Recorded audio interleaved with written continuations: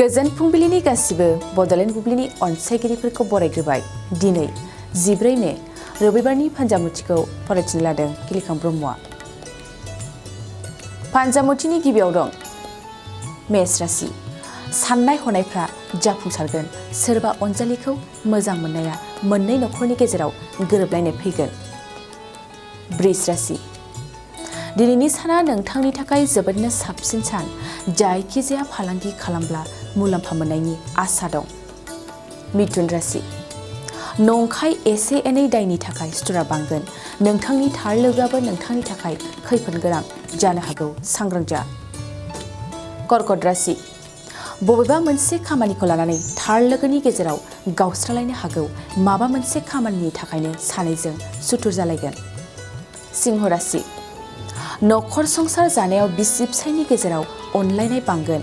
बिसिनि सुखुनि थाखाय फिसाया हरखाब अनजाथाव खामानि मावगोन। कन्या राशि। साननायफ्रा गुबुनजों गोरोबनाय नङा।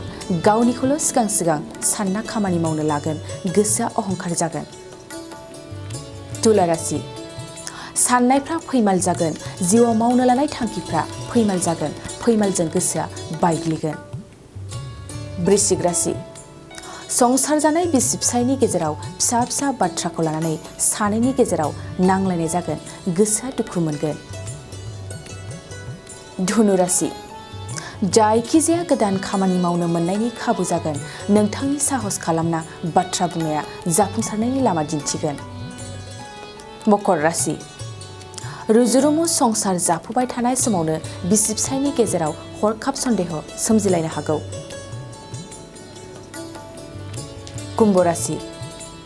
जायखिजाया खामानि मावोब्ला जाफुंसारनायनि मिजिं दं। जाफुंसारनायखौ लानानै गोसोआ जोबोद गोजोननाय मोनगोन। मीन राशि।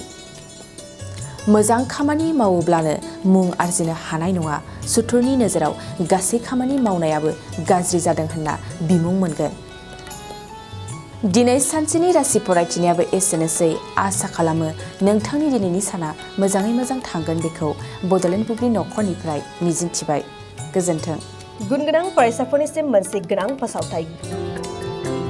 गुबुन गुबुन डिप्ल'मा, इन्जिनियारिं, डिजाइनार आरो PhD डिग्रिफोरनि थाखाय क'क्राझार CITआव एडमिसननि अनलाइन रेजिस्ट्रेसन खालामनाया जागायबाय। गुबुन गुबुन आयदानि डिप्ल'माजों लोगोसे bachelor of technology, bachelor of design, master of technology, master of design आरो डक्टर अफ फिल'सफिनि डिग्रि खालामनो हागोन। मे दाननि 15 खालारावनो अनलाइन रेजिस्ट्रेसनआ थुंगेगोन। जुन दाननि 18 खालाराव एडमिसननि एन्ट्रेन्स आनजाद लानाय जागोन।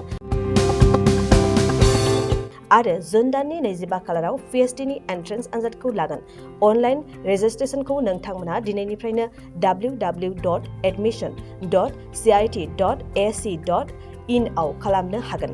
आबुं मिन्थिनो थाखाय 7086187124 जानबुं अनजिमायाव जगाजग खालामनो हागोन।